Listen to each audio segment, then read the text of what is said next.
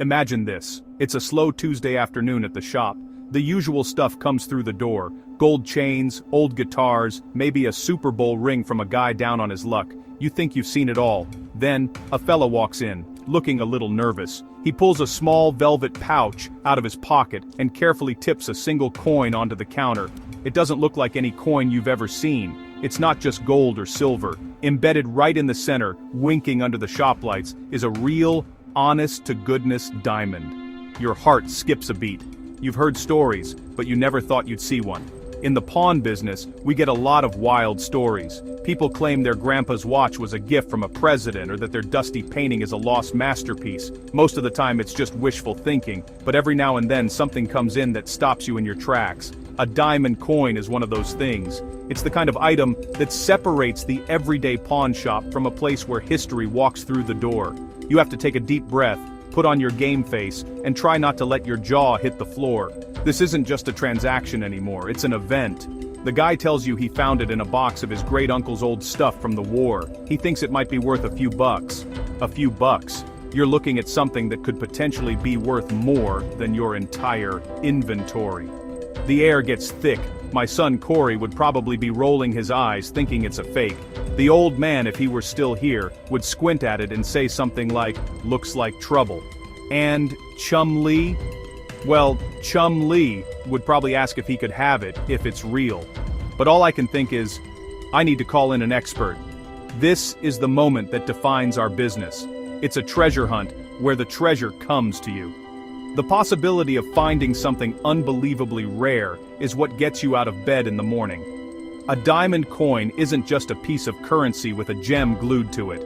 It's a myth, a legend, a piece of history so rare that most people in my line of work will go their entire careers without ever touching one. The story behind it, the journey it took to get to my counter, could be a book in itself. And now, it's my job to figure out what it is, where it came from, and the big question: what's it worth? So, what exactly are we talking about here? Let's break it down. A diamond coin is not just a regular coin that someone decided to bedazzle. That's just jewelry. And while it might be nice, it's not what makes collectors and historians go crazy.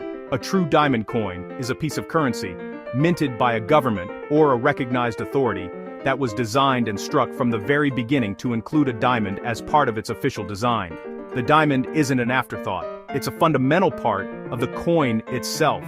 Think of it as the ultimate anti-counterfeiting measure, or a symbol of incredible wealth and power. These aren't your everyday quarters and dimes. They were never meant for circulation. You wouldn't use one of these to buy a loaf of bread or a newspaper. Diamond coins were created for very special purposes.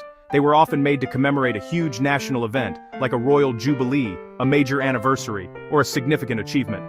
They were gifts for kings, queens, and visiting dignitaries. They were a way for a country to show off its wealth and its craftsmanship to the entire world. It's like a nation printing its money on solid gold and then adding a diamond just to make a point. The process of making one is incredibly difficult, which is a big reason why they are so rare. You can't just drill a hole in a coin and pop a diamond in. The coin, usually made of a precious metal like gold or platinum, has to be struck with a special design that includes a secure setting for the stone. The pressure and heat involved in minting can easily damage a diamond. It requires master artisans and cutting-edge technology, even by today's standards. Imagine the skill it took to do this hundreds of years ago. It was a monumental undertaking reserved for only the most important occasions. So, when we talk about a diamond coin, we're talking about the absolute peak of numismatics, the world of coin collecting. It's where currency, geology, and history all crash into each other. Each one is a self-contained story of power, luxury, and artistry. They are so few and far between that every single one is documented and tracked. They are the white whales of the collecting world. Finding one that isn't already in a museum or a famous private collection is like finding a unicorn grazing in your backyard. It just doesn't happen, or so you think. To understand diamond coins, you have to go back in time. The idea didn't just pop up yesterday. The earliest examples were less like coins and more like royal medallions. Think of the Mughal Empire in 17th century India, The emperors there, like Shah Jahan, the same guy who built the Taj Mahal, were swimming in jewels. They had mountains of diamonds, rubies, and emeralds. They would commission their artisans to create magnificent gold coins or presentation pieces, often featuring a central diamond. These weren't for spending, they were for showing the world that the emperor was the richest, most powerful man on earth. They were pure, uncut expressions of power. The concept evolved in Europe with the rise of powerful monarchies. Kings and queens wanted to celebrate their reigns in the most extravagant way possible. In the 19th century, as minting technology got better, the idea of a true diamond coin started to become a reality. These weren't just medallions anymore, they were official, legal tender, even if they were never intended to be spent. They were often produced in extremely limited quantities, maybe just a handful for the royal family and a few high-ranking officials. It was the ultimate status symbol, a piece of the kingdom's treasury you could hold in your hand. One of the key moments came in the early 20th century. Countries started to see these coins as a way to create a legacy. Imagine a small, wealthy nation wanting to put itself on the map. What better way than to issue a coin that the world would talk about for 100 years? They would use the purest gold or platinum and select a flawless diamond, often sourced from their own mines if they had them. The announcement of such a coin would be a global news event. Collectors would line up, and museums would vie for the chance to display one. It was a brilliant marketing move, wrapped in history and luxury. But here's the twist. Because they were so valuable, many of these early diamond coins didn't survive. During times of war or revolution, they were often the first things to be melted down. A king on the run can't exactly pay for safe passage with a coin that screams, "I'm royalty." It was much safer to melt the gold and pry out the diamond to be sold separately. This is a huge reason for their rarity today. For every one that survived, dozens were likely destroyed, their history erased forever. Each one that exists is a survivor, a lucky refugee from a bygone era of unimaginable wealth. When you talk about famous diamond coins, a few legendary names always come up. These are the holy grails, the ones that every high-end collector dreams of. Topping the list for modern coins is the Maple Leaf, a series of coins created by the Royal Canadian Mint. In 2007, they decided to do something insane. They minted a 100 kilogram, that's 220 pounds, gold coin with a face value of $1 million. As if that wasn't enough, they created an even more exclusive version. One with a perfect pink diamond embedded in it. It's less of a coin and more of a solid gold manhole cover with a priceless gem on it. Then you have the historical legends. One of the most talked about is the Edward VIII gold sovereign. When King Edward VIII of Great Britain abdicated the throne in 1936 to marry Wallis Simpson, the Royal Mint had already prepared a series of coins with his image. Almost all were melted down. However, a few pattern pieces, test strikes, survived.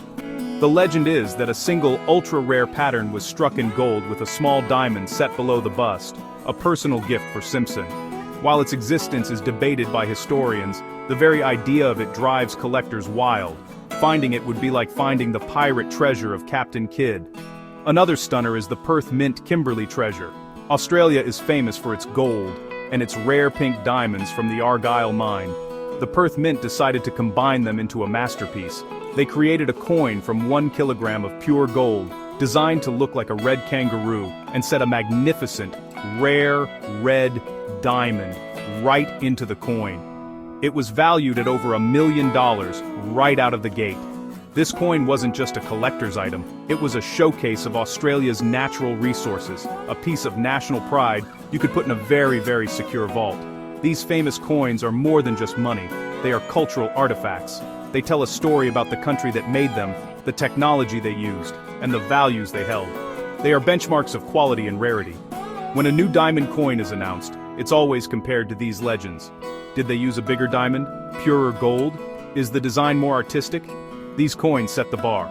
They are the pinnacle of the craft, and their stories, whether proven or just whispered rumors, add to the mystique that makes the entire field of diamond coins so incredibly captivating for everyone. In my business, the #1 rule is that rarity drives value. You can have something old, but if they made millions of them, it's not worth much. You can have something beautiful, but if it's easy to get, the price stays low. Diamond coins are the perfect storm of rarity. First, the production numbers are ridiculously small. We're not talking thousands or even hundreds. For many of these issues, the total number minted is in the single or double digits. Sometimes, only one is ever made. That's not scarcity, that's near extinction from the moment of birth. Second, you have the cost of the materials. The coins themselves are usually made from the purest gold or platinum available. That's your starting point, and it's already expensive. Then, you add the diamond. We're not talking about tiny industrial-grade stones here. These are often high-clarity, brilliantly cut, and sometimes exceptionally rare colored diamonds. A single one of these gems can be worth a fortune on its own. When you combine a flawless, rare diamond with a massive chunk of pure gold in a limited edition coin, the value skyrockets. It's a recipe for an incredibly expensive and desirable object. Then, there's the history, or what we in the business call provenance. Where has this coin been for the last 100 years? Who owned it? Was it part of a king's collection? Was it hidden away to survive a war? Every famous owner, every dramatic story, adds another layer of value. A coin that was once owned by a Russian czar is worth infinitely more than the exact same coin with no known history. Collectors aren't just buying a coin, they're buying a piece of that story. They want to own the legend, to be the next chapter in the life of that incredible object. Finally, there's the wow factor. Let's be honest, these things are cool. They are the ultimate conversation piece. Owning one puts you in a club with fewer members than the US Senate. It's about prestige. For the world's wealthiest collectors, it's a competition. When one of these rare diamond coins comes up for auction, it's a battle of egos and bank accounts. They want the best, the rarest, the one that no one else can have. This intense demand from a small group of very rich people, all chasing an incredibly small supply, is what pushes the prices from expensive into the realm of "are you kidding me?" Every industry has its legends, and in the world of rare coins and pawn, the story of Lucky Lou is one for the ages. Lou was just a regular guy, a retired plumber from Chicago who spent his weekends going to flea markets and garage sales. He wasn't a professional collector, he just liked old stuff. One rainy Saturday in the late 1990s, he was at a dusty estate sale, digging through a box of old costume jewelry and foreign money. He paid $5 for the whole box, mostly because he saw a few old silver dollars he thought he could sell for a small profit. When Lou got home, he started sorting through his haul. At the bottom of the box, wrapped in a small piece of faded cloth, was a strange gold coin. It was heavy, and it had a weird design he didn't recognize. In the middle was a small sparkly stone he figured was just a piece of glass. He almost threw it in the junk pile, but something made him hesitate. He put it in his pocket and, honestly, just forgot about it for a few weeks. One day, while waiting for his wife at the mall, he walked past a coin shop and on a whim, decided to go in and ask about the weird coin. The shop owner, a guy who had been in the business for 40 years, took one look at it and nearly fainted. He excused himself and went to the back room where Lou could hear him making a frantic phone call. The owner came back, hands trembling, and told Lou that he thought the coin was a long-lost 1913 Romanov tribute piece. These were supposedly minted in Russia, right before the revolution, with a small Siberian diamond as a gift for the Tsar's inner circle. It was believed that all of them had been lost or destroyed when the Bolsheviks took over. The coin was sent to experts in New York for authentication. The news came back. It was real. The story exploded. Lucky Lou, the plumber who bought a $5 box of junk, was now the owner of a coin worth millions. It went to a major auction where collectors from around the world engaged in a fierce bidding war. When the hammer finally fell, the coin sold for an unbelievable $2.8 million. Lou's life was changed forever, all because he didn't throw away a funny-looking coin with a glass stone. It's the ultimate pawnshop fairy tale, a story that gives every treasure hunter hope. So, back to our guy at the counter. He's standing there, waiting for an offer on his great-uncle's weird coin. This is where my job gets tricky. The first thing I have to do is manage expectations, both his and mine. I can't just shout, "You're a millionaire," because 99.9% of the time, these things are fakes. They're replicas sold in museum gift shops, or outright forgeries made to trick people, so I play it cool. I'll say something like, "Well, this is an unusual piece. I've never seen one quite like it in person. I need to take a closer look." My first step is a basic examination. I'll get out my loupe, a small magnifying glass, and check the details. I'm looking at the quality of the strike. Is the lettering sharp? Is the design crisp? Fakes are often soft and blurry. I'll look at the setting of the diamond. Is it professionally done, or does it look like someone used a drill and some superglue? I'll also weigh the coin. If it's supposed to be an ounce of gold and it weighs half an ounce, we've got a problem. These initial checks can usually weed out the obvious fakes right away. But if it passes these first tests, if the weight is right, the details are sharp, and the craftsmanship looks good, then my pulse starts to quicken. This is the point where I have to be honest with the customer and with myself. I'll say, look, I'm not an expert on diamond coins. Very few people are. I have a buddy who specializes in world mints and historical rarities. I need to give him a call and have him come down to the shop to take a look. Are you okay with that? No reputable dealer would ever make an offer on something like this without getting an expert opinion. It's too risky for me, and it's not fair to the seller. When the expert arrives, everything changes. It becomes a classroom. He'll bring his own specialized equipment. He might use an X-ray fluorescence scanner to test the exact metal purity without damaging the coin. He'll examine the diamond under high magnification, checking the cut, clarity and color, looking for characteristics of stones from a certain era or region. He'll compare the coin to auction records and historical archives. The customer and I are just watching, holding our breath, as the expert peels back the layers of history, trying to solve the mystery of the coin on my counter. The authentication process for a diamond coin is a real nail-biter. It's a gauntlet of tests, and the coin has to pass every single one. The expert's first deep dive is into the coin's physical properties. He's not just looking at it, he's analyzing it like a scientist. He's checking for die markers, tiny, unique imperfections in the minting die that are specific to a certain batch of coins. Forgers almost never get these details right. He's also looking at the wear patterns. A 100-year-old coin should show some signs of age, even if it was never circulated. If it looks too perfect, that's a huge red flag. Next comes the diamond itself. This is just as important as the coin. The expert will analyze the cut of the stone. Diamond cutting techniques have evolved over the centuries. An old mine cut from the 18th century looks very different from a modern round brilliant cut. If the coin is supposed to be from 1910, but the diamond has a cut that wasn't invented until 1980, you know it's a fake, or at least has been altered. The expert will also look for inscriptions on the diamond's girdle, which is a modern practice, and check the stone against databases of known famous diamonds. The third and most crucial part is the provenance check. The expert hits the books and the internet. He's digging through old auction catalogs, museum records, private collection inventories, and historical texts. He's looking for any mention of this specific coin. Does it match the description of a coin that was reported stolen 50 years ago? Does it match a photograph from a 1920s exhibition catalog? This is where many fakes are exposed. A forger can create a convincing physical object, but it's nearly impossible to create a convincing 100-year history to go with it. Finally, after all the analysis, the expert gives his verdict. He'll lay out all the evidence, point by point. He'll say, the metal composition is correct for the period. The die markers match the known examples. The diamond is an old European cut, consistent with the era. And I found a reference to a similar piece in the journal of a famous collector from the 1930s. Or, he'll deliver the bad news. The weight is off by 2 grams, the setting is modern, and the font is all wrong. It's a moment of truth.